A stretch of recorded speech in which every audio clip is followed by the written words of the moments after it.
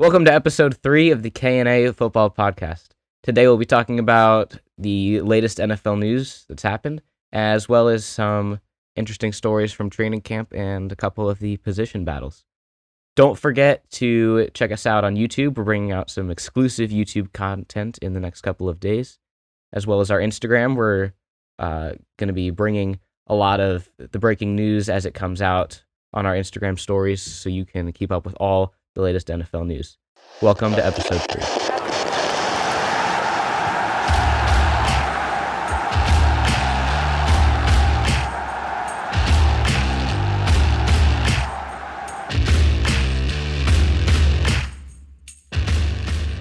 All right, so probably the biggest news this week, as we said, has kind of been a slow couple of weeks for NFL news. But some of the bigger news is that Julio Jones signed a 1-year deal with the Buccaneers, clearly in an attempt to win a Super Bowl before he retires. Now that Tom Brady isn't going to be the opposing QB, he stands a legitimate chance of not blowing a 28-3 lead and winning a Super Bowl. So what are your thoughts on the signing? Well, as we know, I'm a Panthers fan, and the Panthers are in the Buccaneers division. So when I first saw that Julio signed with the Bucs, I was a little bit distraught because Julio is a little bit of an old receiver, but I still think that he's above average receiver when he's healthy. That's the thing. I think that Julio, when healthy, is a very good receiver. I mean, he's not as good as he was 5-6 years ago when he was with Atlanta. That's when he was demolishing the Panthers every year, and he was one of the best receivers in the game. And now I think he'll play like 5 games this season because he'll get hurt again. I don't think he's played a healthy season in like 4 or 5 years. So I think for those 3 games that he plays this year with the Bucs, he'll be pretty good. Like, he has Tom Brady as his quarterback. I mean, he's going to look pretty good. But I don't think it's a huge deal because I don't know how much he'll actually be playing, because I think he'll be hurt for a while. And he's not the same Julio he was 5 years ago, like I said. I think if this was 5 or 6 years ago and Julio goes and joins Tom Brady, I think the world would be ending. I think they wouldn't even have to play the season. Tom Brady would already have won the Super Bowl. But, I mean, Julio, he's old, and he'll be... It's a safe guess to say that he'll probably get hurt this season. I mean, I'm not wishing that upon him, but it's a very good guess. But yeah, that's my thoughts on it. So obviously I didn't want him to go there because it's the Buccaneers and Panthers division, but it's not the end of the world. I don't think he'll do much. Yeah, I think that maybe if we get lucky, continuing with the trend of older receivers looking for a ring with Tom Brady in Tampa, if we're lucky, just around Christmas time, we could see Julio Jones running out of the stadium with no clothes on. We'll find out. No clothes on. That's okay. Without his shirt on. No shirt on. Without his shirt. NFL is still relatively a PG league. Yeah, no clothes or no shirt on. We had to reiterate that. All right, and then in other news this week, DK Metcalf, wide receiver for the Seahawks, signed a 3-year, $72 million deal with the Seahawks. He made sure to get his money before his career goes down the toilet with Drew Lock as his quarterback. So what are your opinions of that? I mean, good for him. He got paid. I'm happy for any player that gets paid. But yeah, like you said, his stats are going to be garbage as long as they have Drew Lock as QB. That's going to suck. One of the co-producers of this podcast, we're in the same fantasy league. We're the co-producer, yourself and I, are in the same dynasty league. And he tried a couple weeks ago to offer me DK Metcalf for a handful of players. Below average players. Yeah, I mean, it was like for my kicker or something like that. It's like, he's just trying to get rid of him because he drafted him early for some reason. And he was going to try to keep him after it looked like he might go sign with another team, or he wasn't going to get his money in Seattle. But now that he's in Seattle for the next at least 3 years, I I don't think that DK Metcalf's going to be in our fantasy league for very long because he's going to get like 4 catches for -5 yards this year. Yeah. I think he was a good receiver with Russell Wilson. I mean, he wasn't 100%. He wasn't great. I mean, I think he was a little bit overrated with Russell Wilson, but I still think he was good, but he wasn't putting up the most insane numbers with Russell Wilson, who's a very good quarterback, and now he's going from Russell Wilson to either Drew Lock or Geno Smith, and it's a bad look. I don't know. We'll see, but I don't think he's going to, It's good that he got his money now because he's about to... He's going to need it. Mm-hmm. He's going to do kind of like what Allen Robinson had. He played amazing. He was a great receiver with Mitchell Trubisky, which is not a good quarterback, but he was putting up good numbers with him. And then, who's the Bears quarterback? I mean, I know Justin Fields. With Justin Fields and Andy Dalton and Nick Foles, the three of them this year, he did absolutely nothing. And he lost out on a lot of money that he could have had on his next contract. So good for DK Metcalf that he got paid. Smart about it. Yeah, he made sure to get money before his stats go way down. Yeah, smart guy. Mm-hmm. And like Austin said, he mentioned the fantasy football with DK Metcalf. But in a couple of weeks, we will be doing a fantasy football episode. We've heard that from a lot of people that they would like to hear our insight and our thoughts on fantasy football. So as mock draft season comes up, we will be doing a couple, maybe just one, but we'll be doing fantasy football related things on the show. Yeah. So yeah, should be fun. And another thing that happened this week, we talked about last week, Kyler Murray. He got his big contract, but then this week it came out that there's a clause in his contract that he has to study. What was it? 4 hours a week. 4 hours. 4 hours of independent study. Yeah. So in the contract, it was worked in there that he had to do 4 hours of independent study a week. And I don't know how you work this in there for an NFL quarterback. It's sad. But he had it in there that he wasn't allowed to be on his phone watching TV. Did it actually say that? Yeah, really? That he couldn't be on his phone or watching TV while he was studying film. It literally sounds like you're in elementary school. You got to do your homework. I know, like his parents were like, "No, Kyler. Okay, you got to sit and do your homework before you play COD with your buddies." Okay, and then Cardinals were getting a bunch of they got so much backlash for it. Yeah, everyone was like, "What the heck? This is an NFL QB. You can't do this to him." And so they took the clause out of there. So, I think it also says a lot about Kyler Murray. If you're going to be the head of an NFL franchise, me and my dad were talking about that this weekend. My dad's kind of a Kyler Murray hater a little bit, so he was kind of going off on it. But if you're going to be the head of an NFL, like the big quarterback for a franchise, well, big, but if you're going to be the quarterback, $250 million is pretty big. If you're going to be the short, huge, oh wow, yeah, that's why I was laughing at big. If you're going to be making $250 million and be the quarterback for a franchise long term, you got to be like, normally you want your quarterback to be like the leader, like work hard, good work ethic, all this stuff. If you got to put that study clause in there, that shows his work ethic. Like, oh, he's not doing this stuff. Like, that's not something you want from a quarterback. Like, I know. Long time ago, like I don't know, it was like early 2000s. The Raiders with the first pick drafted Jamarcus Russell. Yeah, and he's known as one of the biggest busts in NFL history. And one of the big reasons was because his work ethic was non-existent. Like literally, I heard things where the Raiders would send blank film tapes, but there were nothing on them home with him, and they'd say, "Hey, like go watch this tape, like go watch this film tonight," and they're like, "Okay."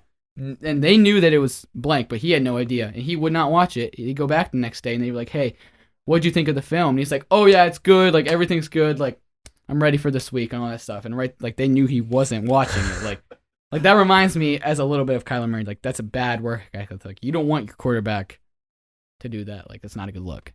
Yeah, it's not a good look, but obviously Kyler Murray's better than he's got Russell, a lot more skill. Like, he can make up for it a little bit, but if he does have a work ethic, he can be amazing. But yeah. If he were to have the work ethic of Tom Brady, I mean, he'd have, as many rings as there are teams in the NFL. I don't know about that, but he's good. He's a little too short. But there's quarterbacks like him are in short supply. Man, we're making a lot of mean jokes over here. Debbie, right. I want a like the drum soundtrack, or like I want that like edited in here. So if that is not in the podcast, comment on like the YouTube and everything. So like fire Debbie if that's not in there. We will make sure. And then other less funny news this week. The Tampa Bay Buccaneers center Ryan Jensen, who's one of the top centers in the in the NFL, this week during training camp, he went down with a knee injury and then was yelling in pain. He threw his helmet and got carted off the field and everything. And then they still haven't gotten their test results back, but they did say it was a knee injury and it's looking really severe. And he might be out for the whole season. So obviously prayers up to him. But what are your thoughts on the Ryan Jensen injury? I mean, that's really unfortunate for him and the organization. And Tom Brady. Yeah, I mean, I remember a handful of years ago, me thinking to myself, now what really does an offensive line do for a football team? Like, they're not a skill position. I mean, like, you can just pull any big guy off the street and be like, okay, you're going to run into that other big guy and stop him from getting to our guy. All right, here we just throw money at him and hope for the best. But over the last couple of years, I've learned how, number one, important offensive linemen are. I mean, when a team has a good O-line, they're a good team. And especially when you have a good center. It's the main point of the offensive line, besides left tackle. Yeah. I mean, left tackle's the QB's best friend.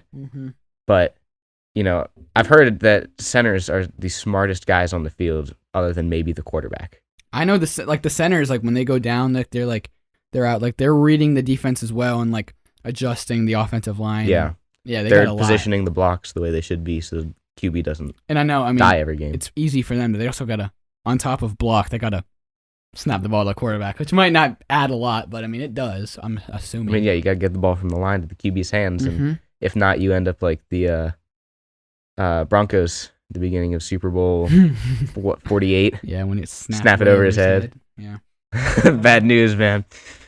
But yeah, so that's a big loss for the organization. I mean, I'm sure they'll find someone who's willing to come in and try to win a ring. For sure. So I know the Browns center last year, J.C. Treader, is that his name? Yeah. He was a really good center. He's still available, and I know there's been talks with him signing with Tampa Bay, which, yeah, get rid of one Pro Bowler and then just bring in another one. That's pretty much what the Bucs are doing. But, yeah, it sucks, but I'm sure they'll be fine. They'll be okay. And another news this week, Chris Carson and Danny Amendola both retired. I mean, Danny Amendola had a good long career, winning a couple Super Bowls with Tom Brady and the Patriots. He wasn't as relevant now, but he was a really good player. And then Chris Carson, he was still a pretty good running back, the running back one for the Seahawks. And then he had a couple neck injuries that just wouldn't seem to heal, and then they both called it quits. So yeah, I mean they both had pretty good careers. I'd say. Yeah, they had great careers. Danny Amendola did great things, and helped them win a couple Super Bowls. Yeah, unfortunate.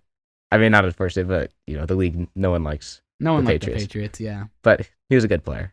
Yeah, he was. Sad to see him go. I don't know if would you consider him a Hall of Famer? I don't think so. No? No. I think it's tough for wide receivers to do really well and get in, like, for people to think they're a Hall of Famer. I mean, obviously, when you think of Hall of Famers, Jerry Rice, Randy Moss, you think of the big receivers, the big guys. Danny Amendola, I mean, he was good. I don't know if he's Hall of Fame worthy or Hall of Fame bound, but I guess we'll find out in at the least 5 years. And then two things, waivings and signings that happened this week. Dee Ford, the linebacker for the 49ers, got released this week by the 49ers, so he's a free agent. I personally would love for the Panthers to sign him. I was really shocked when they first released him. I know I talked to you about this before. You didn't know much about him, but I think he's a very solid rotational linebacker. Could play a lot of starter minutes, or like an outside linebacker, edge rusher person. And then also, Carlos Dunlap signed a 1-year, $8 million deal with the Chiefs. I know he met with a couple teams, but then ultimately went to the Chiefs, probably to try to go win a Super Bowl. I mean, if I met with a couple teams, I'd probably choose the Chiefs too. But yeah, I mean, whenever you see that 1-year deal, it's always they think they can win a Super Bowl there. Either that or they're trying to prove trying to prove got something and then get a big contract the next season. So yeah. And so those were some of the news for player news this week. And then training camp. This was the first week of NFL training camps. They opened up this week, and so throughout the league, there was a couple big position battles going on, and then other news from training camps. One of the big QB battles this week is in Pittsburgh. The battle between Kenny Pickett and Mitch Trubisky is what everyone assumed between the two of them. But then yesterday, on Saturday, the Steelers' offensive coordinator came out and said that Mason Rudolph, the quarterback who has a dent in his forehead, has a legitimate shot at winning the QB1 job. So what are your thoughts on that? It's kind of funny to me because, I mean, when you look at the AFC North, it's a division of quarterbacks. Mm-hmm. I mean, you got Lamar Jackson, got Joe Burrow. I mean, Deshaun Watson. He might not play this year. Yeah. The longer it takes for them to suspend him, the more I think that he stands a legitimate shot of not being suspended or only being suspended for like 4 games. Really? So, I mean, but either way, the AFC North is a division of quarterbacks, other than maybe like the AFC West. Yeah, that's those are the two divisions that are really big for quarterbacks. And then you just got Pittsburgh. That's just in the mix. And they're like, oh yeah, Big Ben retired. He wasn't great his last couple of years, but then they signed Mitch Trubisky, who's done, less than nothing. Yeah. Kenny Pickett, who is apparently still, training with the third stringers. Yeah. Not a great look if that's who you were banking on for your QB1. And then you got Mason Rudolph, who's got a dent in his forehead thanks to Myles Garrett. So, I mean, it's kind of funny to me that Pittsburgh, just a handful of years ago, was a legitimate contender for Super Bowls and conference championships. And now, I mean, there's not good. I mean, if I was a Pittsburgh fan, it'd kind of worry me a little bit that Mason Rudolph has a chance. Like that makes me wonder, like, how bad is Kenny Pickett performing at training camp if they're saying Mason Rudolph has a shot. If you're telling me Kenny Pickett is close to Mason Rudolph level, like, I don't know if I really would want to have drafted him, Yeah. It's scaring me a little bit, but I don't know. Personally, I think that Mitchell Trubisky should start for them. I think Pickett could sit for a year and then it'll be good from there. I mean, I don't hate the idea. I mean, as a Browns fan, I love the fact that Pittsburgh's not doing well right now. Yeah, I'm like sure. that at least gives us third in the division if we play poorly. But like overall, if I were a Pittsburgh fan, I wouldn't hate Mason Rudolph starting. I mean, he's your quarterback. You don't really hate anyone on your team. That's true, but I wouldn't, like, out of the other quarterbacks, I wouldn't hate it because like he has experience with playtime. He's played for you before. He's played for you for a number of years. I wouldn't hate Mitchell Trubisky because, again, he has play experience before in Chicago. He didn't perform well, but he at least has that experience on the field. I think he's average. Kenny Pickett, I don't see him starting this year. Maybe not even next year. I think he needs a lot more experience. Yeah. But he didn't play good competition at Pitt either, so. Yeah. But, we'll see what happens with Pittsburgh. Mm-hmm. Another QB training camp battle is my team, the Panthers. Their competition between Baker Mayfield and Sam Darnold, and now they're saying, they didn't say that he has a legitimate shot, but they're saying Matt Corral, their rookie quarterback drafted in the 3rd round, has really impressed. I really don't think that he'll start. I think at best he'll be 2nd string this year. I think they have him like just developing for this season, sit behind, hopefully Baker Mayfield, sit behind him and learn for this season, and then maybe next year, depending on how Baker does, he can take the reins and start from then on. But so kind of the competition between Baker and Sam Darnold. The coach said that every day they'll be splitting the first team reps. So the first day of camp, Sam Darnold practiced with the ones, and then Baker Mayfield, and then like every day it switches. And Baker Mayfield has thrown 2 interceptions so far in camp. And of course, since it's Baker Mayfield and all this stuff happens with Baker, whenever he throws a pick, the world's ending, and he's the only quarterback to ever throw an interception in training camp ever. So, whenever he does it, the whole world, ESPN's got to make a whole 30 for 30 documentary about it. But, I mean, Sam Darnold has always done really good in practice. Like, I've followed, like, we had him last year. He was amazing in practice, and then, obviously, the games, he was atrocious. And then, like, he's been solid in practice. And this year, he's been solid in practice, but throwing checkdowns and like nothing fun and like long balls. And Baker, he's thrown a couple interceptions. Well, so is Sam Darnold. I mean, he's obviously going to throw interceptions to Sam Darnold, but Baker Mayfield, he hasn't been as completion percentage wise, but he's been taking a lot of deep shots and at fun plays like that. And the coaches came out and said that he really enjoys the long shots and like the risks that Baker sometimes takes, even though it's just practice. So I still think that Baker Mayfield will start. I would be lying if I said I was a little bit worried that, not that Baker will be bad, but the coaching staff will just be too dumb and they'll end up starting Sam Darnold, which wouldn't surprise me. Panthers fan base or Panthers coaching staff has done some questionable things before, but yeah, I still think Baker will start. But yeah, I mean, Baker's only been with the team for a month. Yeah, so exactly. It doesn't shock me. Yeah. I mean, as much flack as I was giving you before the show started about Baker throwing this interception and it's reminiscent of his time in Cleveland. Like, yeah, he's only been with the team for a month. Yeah, he's got to learn. He still has to learn the playbook and his teammates. Players, yeah. So, I wouldn't be shocked if he started. Sam Darnold's not good. He's not. He's terrible. No way around it. He's not good. I know, like 2 minutes ago, we said like you wouldn't hate anyone on your own team. Except for, literally, unless you have Sam Darnold. He's so bad. Like, if they would cut him right now, it would cost them $18 million to just cut him. But like, I don't care. Like, he's a waste of a roster spot. Like, he's so bad. Like, I'm praying that he doesn't start. It would ruin the season for me, but you never know. All right, and lastly, go ahead. One other thing that happened this week happened yesterday at Bills training camp. Debbie, would you be able to pull it up? At the end of practice, they were doing some 11-on-11 drills at Bills practice, and they ran a play. Debbie, you can roll the clip. Josh Allen takes a run, and at the end of the play got pushed. Yeah, right there. And he gets into a big scrum with a bunch of D linemen. So here you can kind of turn off from there. But he goes and at the end of the play gets pushed a little late by one of the D linemen. So he gets up and gets in the guy's face. And then when he gets in the other guy's face, some D linemen come and just go and everyone just starts getting in everyone's face. I don't even know exactly who was all, but yeah. If I'm the Bills front office, if that's like a nobody D tackle, he's gone. Like, I'm not letting him touch Josh Allen. He's like, in my opinion, the best player in the league. I'm not letting them go anywhere near him. But yeah, I mean, obviously, if you're having a scuffle with someone like that in practice, clearly some stuff happened throughout the day. Maybe he was being a little too aggressive. Yeah, getting a little treating chatty. So I mean, clearly stuff was going down before that led up to that. I mean, but that's also good though, like have intensity in practice. Yeah, having intense practices, that's good. But I mean, you don't want your D lineman to be shoving Josh Allen, franchise quarterback, who's literally going to be like, your savior. Yeah, he just saved the Bills, and he will probably be a Hall of Famer, even though he's only 2 years in. So, I mean, yeah.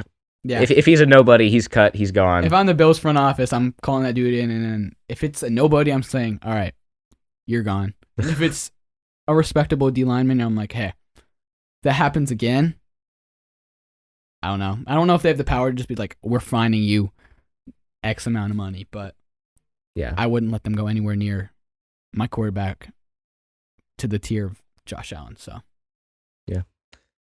So, I mean, that's the news for this week. We hope you all enjoyed, catching up with the latest NFL news. Fortunately, preseason's just around the corner, and the NFL season is just about a month away. We have some big stuff planned for you guys. We're excited to bring it to you, and we'll catch you guys in the next one.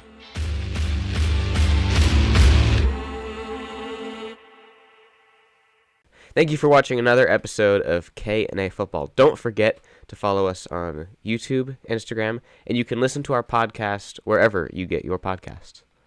If you want to listen to our last video, just click our page and go to it. You're already on the page. It's not that hard. Just go find it. Peace.